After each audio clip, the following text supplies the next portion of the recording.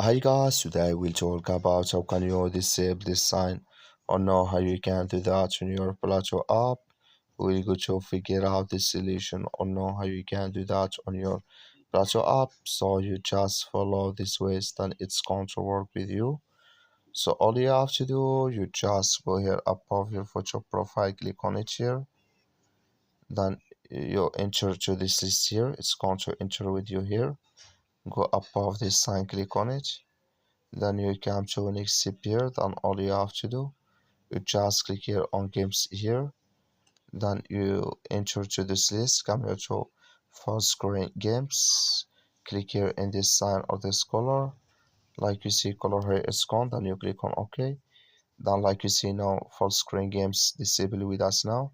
That's all you have to do. I wish now you I get it. That's all. Thank you for watching. Don't forget to support us by liking and subscribe.